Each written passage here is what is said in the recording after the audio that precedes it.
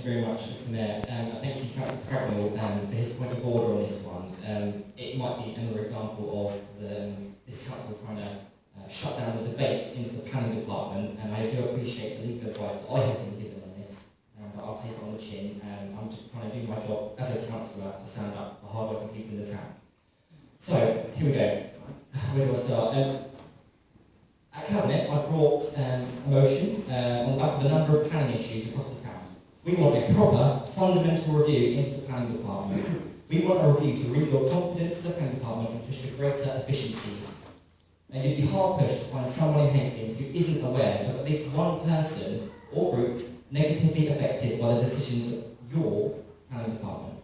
Public confidence in your department is at an all-time low, and this review would hopefully have gone some way into improving the confidence and credibility of the department, enabling the council to learn from the mistakes made and put in place measures to ensure they never happen again.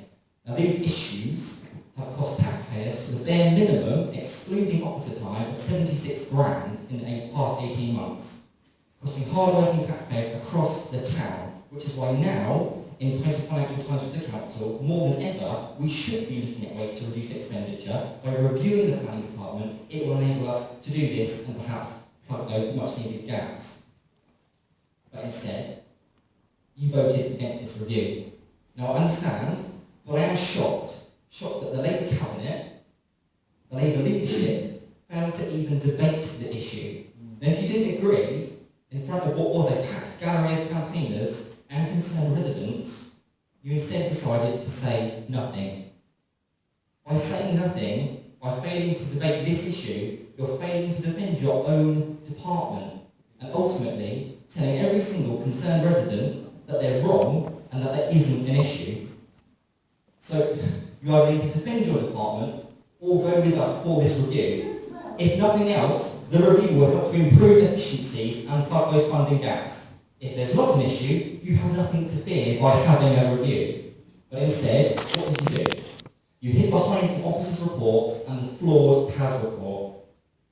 A report, a review, only considering the opinions of Labour councillors and ignoring anyone who may be critical of the department. Now, we don't have, necessarily anyway, have an issue with the planning committee, nor its members. You can do flip-flop on issues. But this is the department itself and the efficiencies that can be found.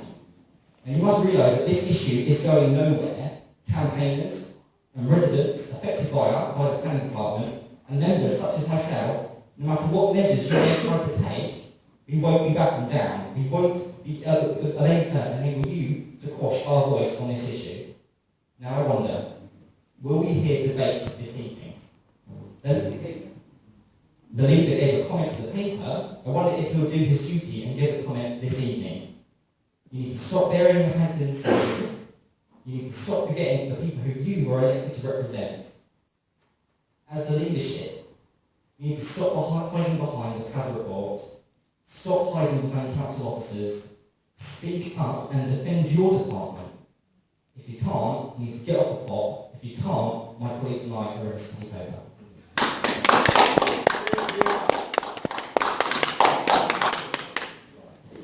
Thank you, Councillor. Councillor Street.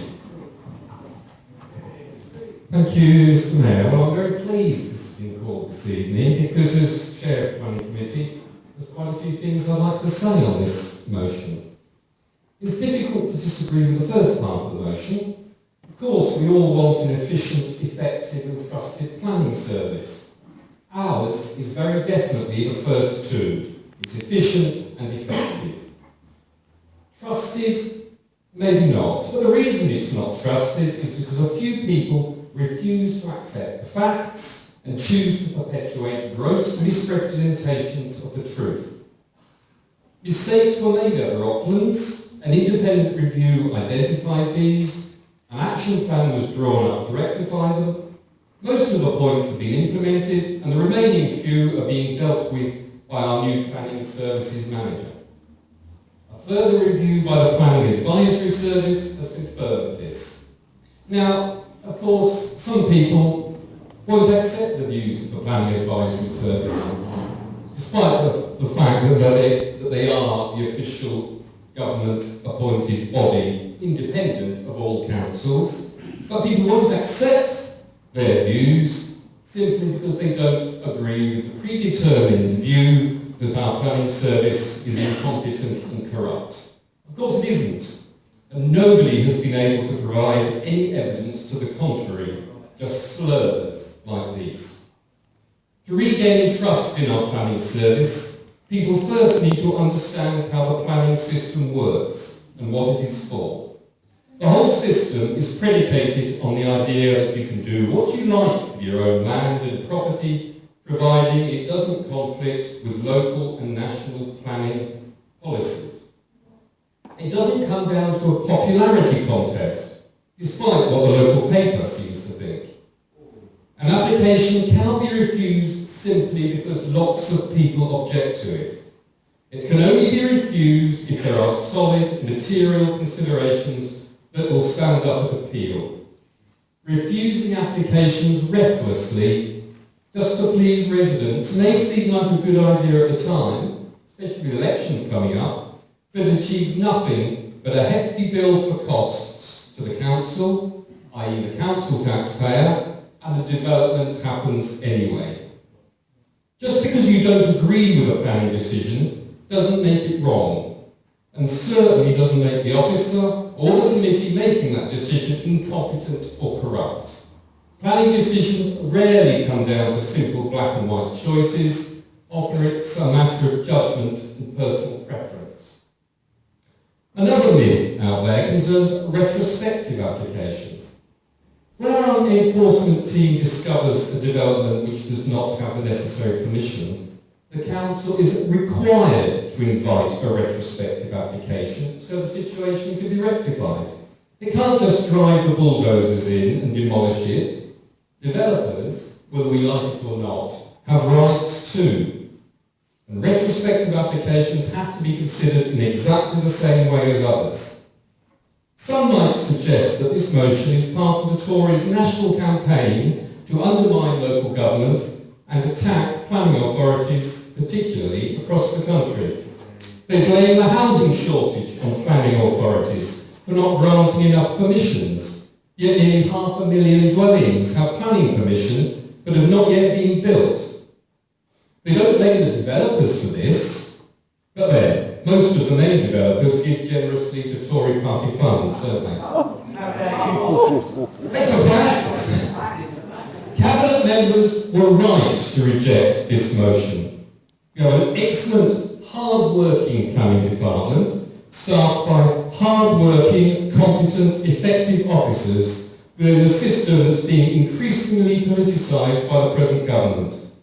We are not going to let yet another review distract our officers from getting on with their vital work, which is not only crucial for economic growth, as the motion rightly states, but also vital to ensure decent homes for all our residents, present and future.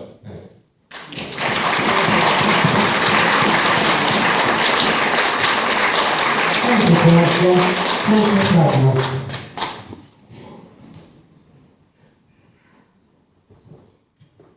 Thank you, Mr. Mayor. I find it hard to disagree with much of what Councillor Skeet has said. I've spent over half my time on this council on planning, and I know to my cost that you make decisions that are unpopular.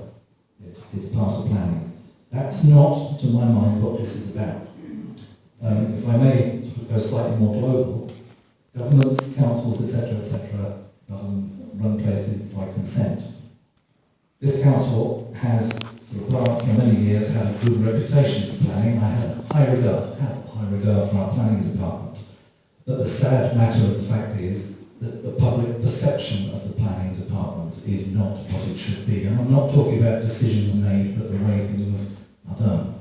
Now, as I enter my last couple of months on this council, I'm out and about, knocking on doors with my colleagues, and it's not just in one place, it's not in the old town, it's scattered around the town. People on the doorstep have a poor view of what's happening. If I can clear up a misconception that Councillor Chaney seems to have had in my question earlier, I'm not questioning the competence of officers at this council. I've known them as long as he has, a lot of them. This is about perception. And perception whilst not being all, is a great deal. And what we actually want is a planning system and a planning set up in the town that people have enormous confidence in. You're quite right. We have got huge planning applications on their way. There are great swathes of land that will cause lots of ructions all around the town with housing to be developed on them. And housing will be developed on them, I have no doubt. It's in the plan. It's the fact that it needs to be done correctly. It's got to be stuff that's of good quality. It's got to be taking into account proper consultation with people, actually answering consultation points rather than just filing them. Basically speaking, what we need is the people of this town to say, okay, I didn't like this 150 houses going here, but at least it's been done right and they've got the best that they can get, not fill the place with nice little boxes or what have you. It is to do with public perception. We're all public servants. Mr. Mayor, you're a public servant, you're the most visible one in town, you're the third most important person in Hastings after Her Majesty and the Lord Lieutenant. You're a public servant. I'm a public servant. The opposite of public servants. All the staff here are public servants. We're not their masters.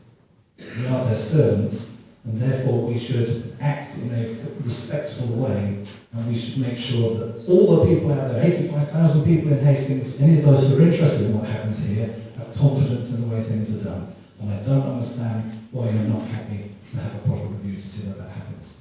Thank you, Chairman. Sorry, Mr. Mayor. Thank you, Councillor. Councillor Chairman.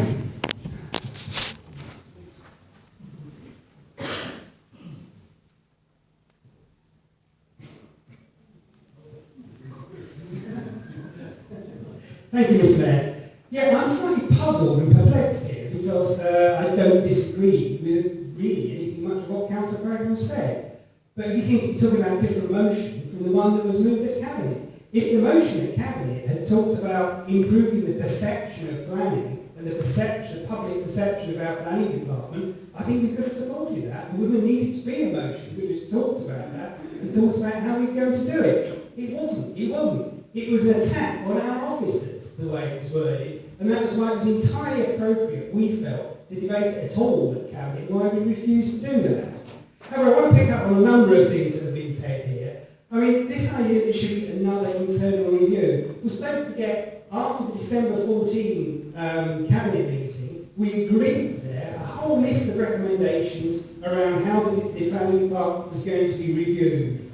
It was said that we would set up an internal group that would have an action plan to review lots of different things in the way the council, the planning department processed planning applications. We did that. All those recommendations were put into place. The entire action plan was carried out.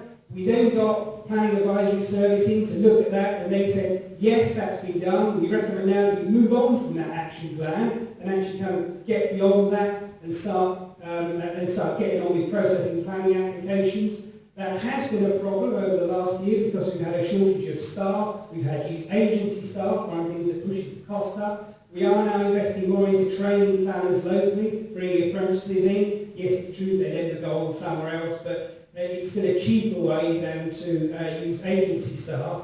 We are now up to full complement of planners, I believe, and we are getting our figures back up to processing planning applications within the required time. So everything seems to be going well. And we've also got a new planning manager, a new development control manager, who is herself looking at the way things are done, and we'll be making our own recommendations in due course, and we will have another planning advisory service review in a year's time. I really don't see, bearing all that in mind, what is to be gained from having another internal review on top of all that lot. I just don't get it. So, a couple of other things I wanted to pick up on.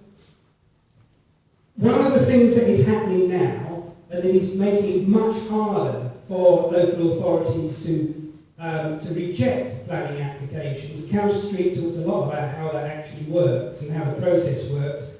One of the things that's happened since the National Planning Policy Framework was introduced is that the government's planning inspector, except I forget this is a government department, is much more likely to support appeals from developers than they used to be. 50% more likely. But it's not just that. They are automatically awarding costs against councils every time a developer wins an appeal. And that means if you turn something down you're always taking that risk of appeal, and you're taking the risk of every single time that happens, a minimum of £30,000 costs coming at you.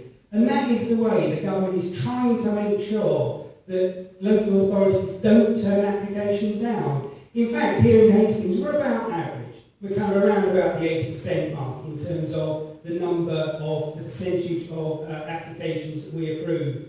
We're actually better than average in terms of the number of appeals we win, which is just as well, because there are big costs if you lose them. And that is putting off councils everywhere from turning things down because of the risks of being hit with costs when you go to appeal. So, in terms of how much it all costs, I don't think that the costs that you talked about there aren't simply about the cost of bringing planning applications and dealing with inquiries about them and taking an appeal through. And there's also a risk that we lose it. Don't forget the Rocklands appeal has still got to be heard. There will be a public inquiry, and an increasing number of public inquiries are being won by the developers, by the applicants.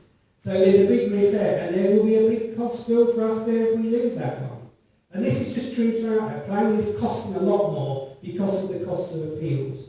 So, and I think overall there's just nothing to be gained from doing yet another internal review when we've done one, and we are still in effect proceeding with one via the kind of examination of the new development control manager, looking at all our procedures and policies, bringing forward our own recommendations from that, and having another PAS review in a year's time.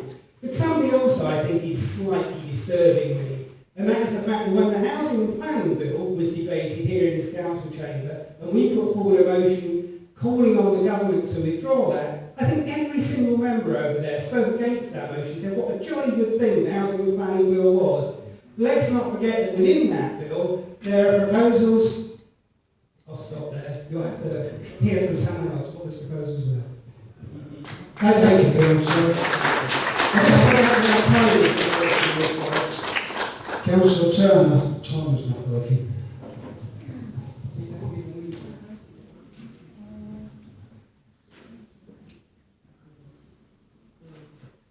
Thank you, Mr. Mayor. Well, I think this is a pretty transparent attempt by the party opposite to support basically what the national government's trying to do. And I think it's just a backdoor attack on our planning department, because basically they want to support the government's policy to push through support developers and push through development without planning officers or councils having an opportunity to oppose it. Let's remember, it was the government that wanted to bring forward a policy to build extensions up to 10 or 12 metres without having planning permission.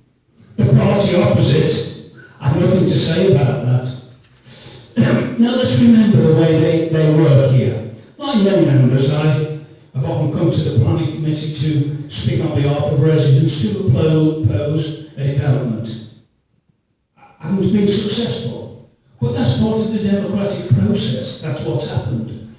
But what I find hypocritical about this is when certain members on the planning committee feel they're entitled to take the opinions they do, make one decision, support something, a planning decision, a recommendation by the officers, go away, talk to the press, talk to their constituency party, say, we don't agree with that. Let's push it from, say, our ward, St Helens, let's push it down into Baird ward. Let those not have all the building, let's concrete over that, shall we? This is the kind of thing that's going on in the party, and it's hypocrisy. Sheer hypocrisy. How many times have you people sat on committees and opposed anything? It's a disgrace what you're trying to do. Thank you, Councillor. Councillor Lee. Thank you, Mr. Mayor. Well, it's with sadness that I want to speak with this, because I'm a very proud member of the planning committee, and I'll never afraid to tell anybody that I'm on the planning committee. And anybody here that knows me, many of you know me quite well actually, over the last couple of years since I've been elected, know that naturally to everything. And I went on the planning committee as soon as I was elected and duly put my full enthusiasm into it. Sadly though, over the last couple of years, my enthusiasm has been dented ever so slightly. Not by the quality of the applications necessarily, although some of them have maybe furrowed my brow, not by the good chairmanship, like Councillor Street, but by some of the advice that I'm given to make my decision on. Especially as recently, I've started to make a note of planning decisions that I had spoken on at the time, or that have been made, and I've made note of them, and I've looked back recently and looked at some of the advice, and I've cross-referenced that with my own research later on. I've given much more time outside the committee and what have you, and new evidence comes to light. And I find that often it's simply factually inaccurate, the evidence that I'm given by the officers, which I find sad and troubling. For example, what the member of the committee and myself both received evidence this week, which is contrary to something that we saw at the last committee. It was emailed to us, communications that had happened from our officers to an individual that we said that we were told didn't exist. There we go. And yet, that's sadly not true. The simply was, it's inaccurate. And when things start to become inaccurate, mistakes are made, legal challenges happen, such as the Queensway Gateway road. Because that important road that's going to go at the top of our town, a very important and hugely controversial thing. And we all knew about the gravity of it, but we weren't given the correct evidence on which to make our decision. So we had to go through the whole thing again, at great cost, at great time, and no small amount of stress from anybody on the committee and the office, and everybody else involved with it. This review is past time, and I really think it's something we should all look at. And I don't mean it in a party political way. It's just, mistakes just need to be halted and stopped. And it's, I just plead you, just think about it. It's worth it. Thank you.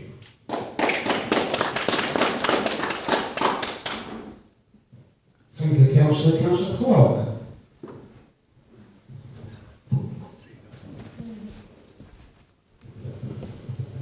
Thanks, Mr. Mayor.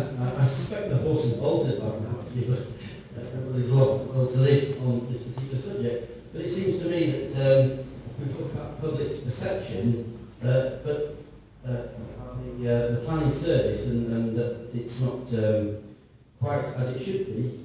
It seems actually we all know this. At the scrutiny committee last night, the services, we discussed the fact that the performance over the last few months and quarters has been very poor.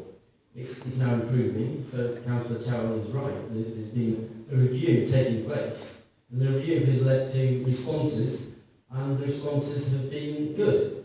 It's still, I think, true to say that it's still not out of special measures. There's still some doubt, there's still some risk, and we're, as has already been said tonight, we're looking for the new development managers to come up with ways that the service can be improved. So actually, maybe we have a review ongoing. Maybe tonight's been useful in that whilst debate appears to be stifled at Cabinet, we're now having debates about the subject now. It's clear that the service is perceived poorly by the public. It's true that the service is perceived poorly internally, and that's why we're trying to improve the service. I think that if I can suggest an improvement here as well, maybe if we can continue to inform each other about these improvements, and if performance is actually achieved as it should be achieved, then we can relax and concentrate on other things. But let's all concentrate on this and make sure that we get it right. Thank you, Councillor. Councillor Cartwright.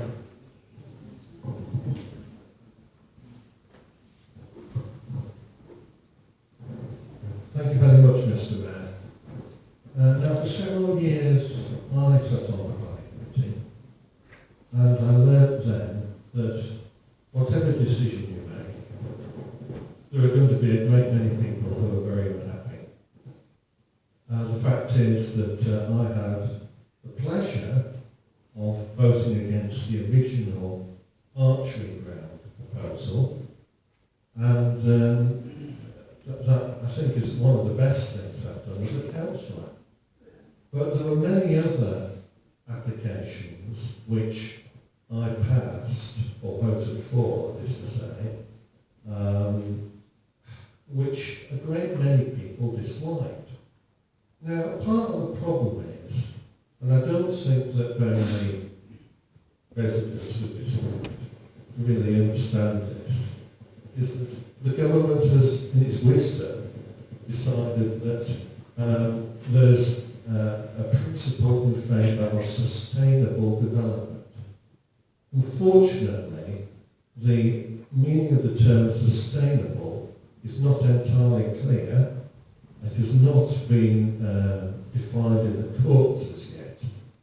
And the difficulty resulting from that is that in practice there is a return to the old days where there is a principle in favour of development.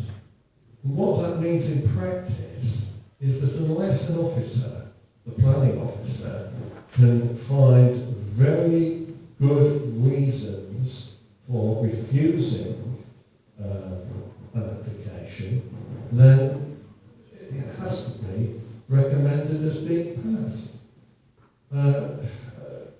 I yearn for the day when this term sustainable can be properly defined. Thank you very much. Thank you, Councillor. Councillor Fitzgerald. Thank you, Mr. Mayor. I was under the mistaken belief that we were going to come to have a debate, but it quickly became apparent when I looked at the motion that was not even debated at Cabinet that you're not interested in that. This is the best example of gross hypocrisy that I've ever seen. I don't judge people on what they say, I judge them on what they do. And when I knew that this was just about blatant electioneering, it was when you mentioned Silver Hill in your motion. So I wonder what that might be about, and I wonder what your concerns might be, because when the local plan was brought forward, you never proposed any different numbers. No one did. No one on the party upset proposed different numbers. You never questioned any of the sites in the ward of Silver Hill. And you never questioned the numbers in the plan. So you didn't do any of those things, didn't take any action. So all this is empty words. And I'll give you another example, a really salient example from recent history. We had a planning application come forward for Elm Terrace in Silver Hill, which I objected to strongly. There are 3 members of the planning committee opposite. All you had to do, you said in the meeting, you said you didn't agree with that proposal. All you had to do was plan a motion for refusal to get that debated. You couldn't even summon that up. Okay, so when you're going to talk to us about what needs to change, what needs to happen, you need to take some action yourselves. If you're really concerned, and believe me, I would absolutely support planning decisions being put back in the local, into the hands of local people in my town. I would absolutely welcome it. But one of the things that's so hard about that is the fact that the presumption is always in favour of development. Now, if you really care about the residents of our town, why don't you lobby the government about that? Why don't you try and get that changed? When we came into this chamber and we had a debate about the housing and planning bill, instead of telling us that we were wrong, instead of shouting us down, okay, and voting against that motion, right, why didn't you support it? Why don't you lobby the government? Why don't you make sure that the government knows it's not okay to bypass their local council and have fracking going on in country parks? Okay? If you really care about changing the town and giving power back to residents, then the first step you need to take is to hold your government to account and get planning law changed. That's what needs to happen. If we're going to have real, meaningful change, and we're going to have real, meaningful dialogue with our residents, then we need the law changed. But you haven't done that. You've come forward with a bunch of half-baked ideas. You haven't really provided any evidence for what you're talking about. You need to, okay? And if you don't, then what we're left with, I'm afraid, is the usual conclusion. This is just crass hypocrisy, crass electioneering, and I'm brought back to an old idiom that I remember, which is that empty vessels make the most noise. I think you've proved that tonight.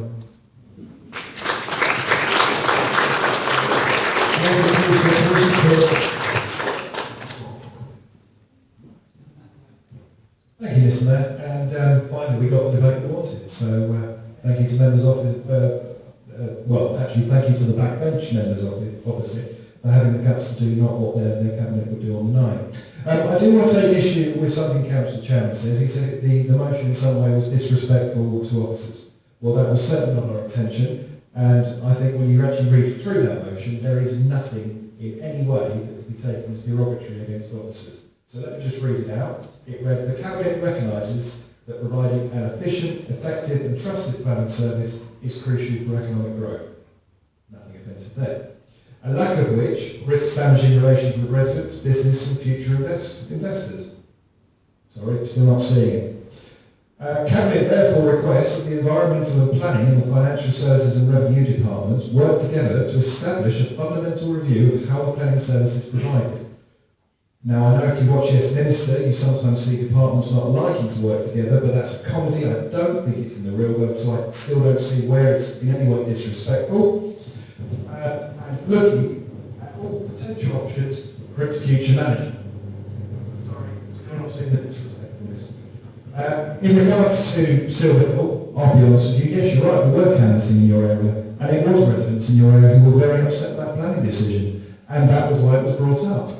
In Ashdown, where we were the weekend after, it was actually to do with the Queensway Gateway, the turning down of the fact that it was had to go to judicial review, and we hadn't provided the right evidence. That caused delay. That had a direct impact on people's lives because the link road was finished before we even began the Queensway Gateway, and that is causing traffic on the ridge, and that is a direct result of mistakes that were made by our planning department.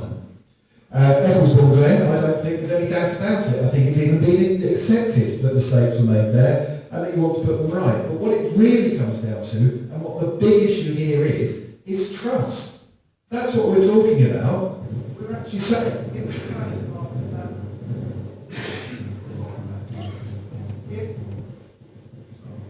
if the planning department is as good as you say it is, then let residents see how good it is. Let's do the review, let's show how good the planning department is, let's show that it's working, and let's rebuild that trust, because without it, I'm afraid, you're never going to get the residents back on side. That is what this review was for, that is what this motion's for, and it's a shame we couldn't have had that debate there, because perhaps this would have come out. Thank you, Councillor. Councillor Paul.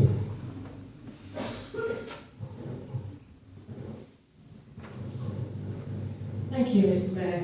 I wasn't going to speak tonight, and I agree with Councillor Chowney about why we didn't debate the motion at Camden, but I really feel I have to address some of the statements that have come from across the chamber. Now, we'll start with the statement from your officers. They're not our officers, they are everybody's officers. Everybody in this chamber is part of the council, and council officers and the departments are just as much yours as they are ours, and they work for all of us. Now, if you don't understand that context, even so, it's not my department, it is our council. Right, can you stop interrupting me, please? Thank you, I hope you take the time off for that. So, that's why I'm standing here, pointing that out to you. I think it's also worth pointing out as well that earlier on in the meeting, we agreed the protocol for relationships between members and officers, and I do think that we are coming, I'm sure we have serious concerns about some of the debates that we've been having and things that are said. I'm certainly feeling really uncomfortable about some of these debates about officers that are in no position to defend themselves publicly. We take that choice, they're not. So, coming back to that with our officers, the way that we all hold everybody to account, particularly the backbenchers, is through scrutiny. Now, you talked about scrutiny and planning last night. I didn't hear any questions. that scrutiny meeting that challenged what council officers told us. Everybody seemed to be in agreement with what was going on, with the plan, the reasons why we're short-staffed, which are actually a national phenomenon, it's not a local issue. But because scrutiny doesn't tend to attract an audience, it doesn't suit you to debate it then. That is where we challenge officers and lead members over targets, over things that happen. Because we sat there, and to be quite frank, I'm sure not the only lead member that thought, an hour, you know, I expect to be challenged. It's my job. But you're not. Nobody raised planning as an issue. So again, that just leaves party political. And I just want to touch on the Queensway Gateway application and blaming officers. Well, that's certainly what I'm hearing. And I'd just like to point out to members that the North East Gateway Road in Bexhill has been withdrawn from their planning committee twice. Now, that's a Rother planning committee, and it's been withdrawn twice for the same reasons that the Link Gateway Road has been had to come back and been through a judicial review. And that is because the legislation is untested on air pollution and campaigners are looking for a test case. So, if Rother were putting it, are you criticising their planning officers? Because I'm not hearing that. So it's no different to here. We're being cautious with our money. We are taking legal advice. Nobody wants to hold that up. I mean, I declare a personal interest. Actually, I'm a member of Sea Change Director. We need that road to be built. There's no two ways about it. So let's look at the actual facts and not, as everybody else has said, just play politics.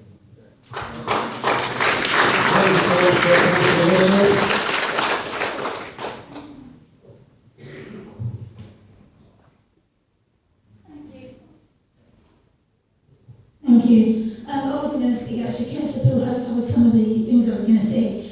As chair of scrutiny from last night, I did actually challenge Mr Hubbard in relation to the planning situation and the current update that I asked for.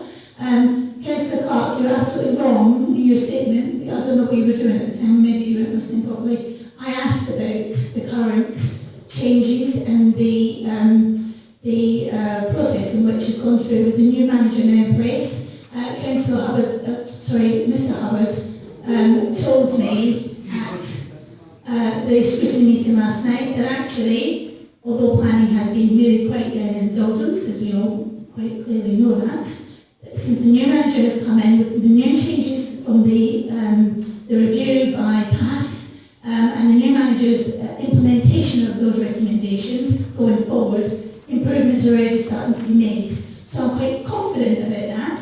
And as the chair of scrutiny, I will hold officers to account. And I think that Councillor Atkins needs to really be aware of the terminology that he's using. You are a councillor of this borough council. You're not just a councillor for your ward. That means you have to take on board that you are also part of the planning and process implementation in this council. So when we are making policies, turn up to your meetings, have a say, turn up to scrutiny meetings, come and challenge what's going on and make the changes in the policy and recommendations that you want to make. I know a lot of your members do, but Councillor Clark never said anything last night about the planning and what was going on there. You were silent on that. You had the opportunity to ask us questions and you didn't. Scrutiny is the place to do that, and as chair of scrutiny, I will ensure that we are still challenging our cabinet members, regardless of our party politics, because it's my job to do that. It is our whole council, and we have to make sure that the whole council works. It is not our place to make personal attacks on any officers, whether they're senior officers or planning officers. And I think if we have an issue with a particular officer not doing their job properly, then we take it through the appropriate channels, which is through their management and the internal complaints procedure. Thank you. Thank you, Councillor Howard.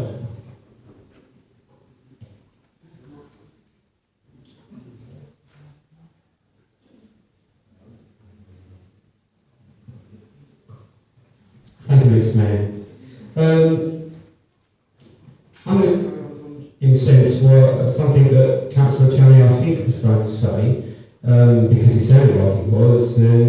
So I think as he started talking about government legislation, one of the things that hasn't been mentioned so far in detail is the fact that the current local government's housing and planning bill, something like 2 o'clock in the morning, I believe it was, they tried to sneak through and clause in it, privatising, in effect, privatising planning out to developers can actually appoint their own planning consultants. No consultation, nothing to do with the public. They're sneaking it through as part of a Rotten Act, which we've already criticised previously, and it's part of the privatisation attempt of local government and public services. Now, Conservatives have mentioned a number of times about campaigners, such as Osborne Glenn and no doubt others. Well, what they'll feel when they hear, when it becomes more public knowledge, that this is what the government are trying to do, privatise the whole planning process. Well, what they'll feel when they're told that it's been given to private consultants to decide on planning applications. We won't be having this discussion anymore, will we? Because there won't be in our, she won't be in our orbit, will it? We won't actually, as local elected councillors, whether it's planning or scrutiny or whatever, nor will the public actually be able to have a say at all on planning applications.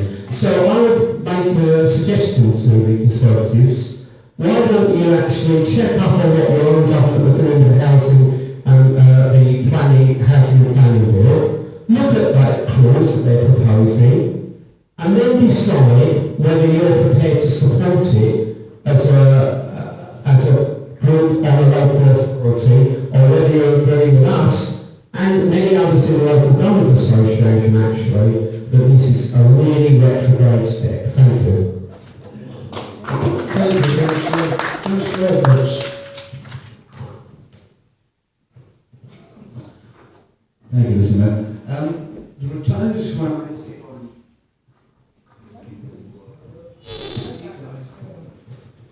The retirement city on the planning committee, I feel somewhat depressed. The retirement city on the planning committee, and I feel somewhat depressed.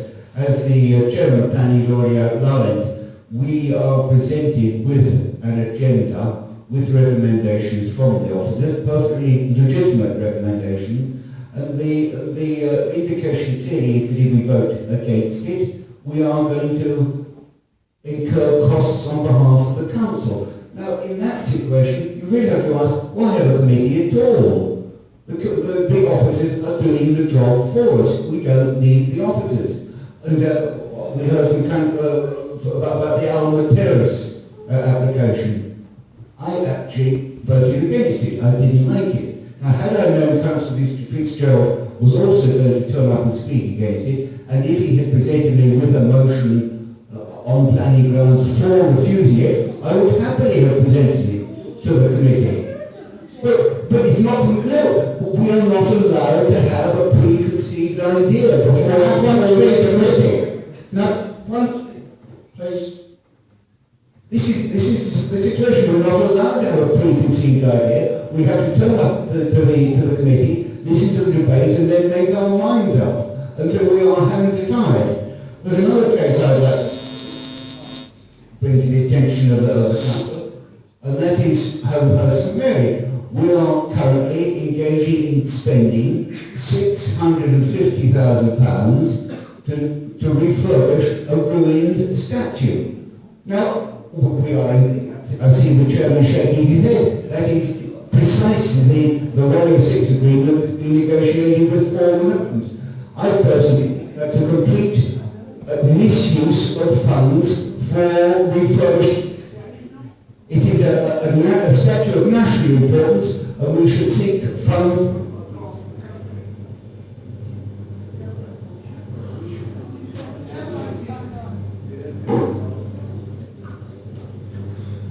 You seek funds from across the country, not make the poor people of Hastings pay for this refurbishment. This is what we approved for the application for the listed building consent to refurbish the statue has gone through, went through in December. It's all there in black and white, unless something has happened since we had our planning meeting. because we had a planning meeting which approved the construction of 208 houses on a site that the development management plan indicated 165 houses should be built. So already I didn't like that application in the first place. But why we now have to refurbish the statute is beyond me. So there are, to my mind, a lot of things are wrong with the planning department. Or it's not the planning department, it's the process that we're engaged in. And that is what I object to, and feel at times powerless and depressed to participate in.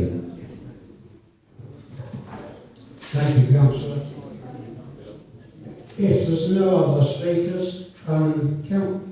Councillor Delray.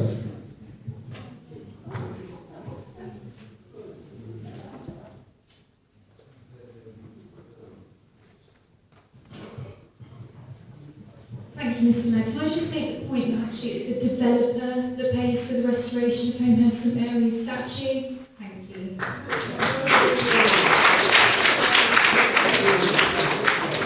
Thank you, Councillor. Councillor Roberts. How many social houses could be built with that money? Chair, Mr. Mayor, thank you, Mr. Mayor. I wasn't going to say anything, but I've just heard from over there that we always go with the officer's recommendation. That does not happen. You don't have to come in here with a predetermined thought if you ask or build up a reason for refusal, because you might change your mind and say, okay, I'm not going to go for refusal. You can do that, and we have not always gone with the officer's recommendation. And we've brought those cases where there has been appeals, and we've won. So I think that is the thing, that we are a planning committee. There is a use for that committee, because we don't always agree with the officer's recommendations. I think that should be pointed out. Thank you, Councillor. Anybody else? Councillor Forward. Thanks, Mr. Mayor, and thanks to everyone who's chosen to speak on this item. This was actually a motion that came to Cabinet, was defeated. Just to remind people that we've just been talking about it was defeated at Cabinet. I'm not going to make all of the points that have been made so well, by all actually of my Labour colleagues, but particularly by Councillor Street and by Councillor Chowning, when they're talking about the process and the reason why this motion was defeated. But I will just say a couple of things, just to reiterate. We've got a new development manager who's undertaking her own review of our service, as one would expect of the new person in post. We're going to invite the Planning Advisory Service back, this is what we've always said, to do a full peer review later in the year. There's no need for a review at the time that was proposed in the motion. That's why it was defeated.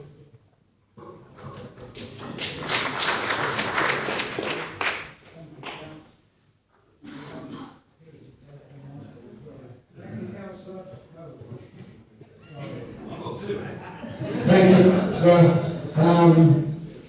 That actually concludes the business of the council this evening. Therefore, I declare this meeting closed at 8:37.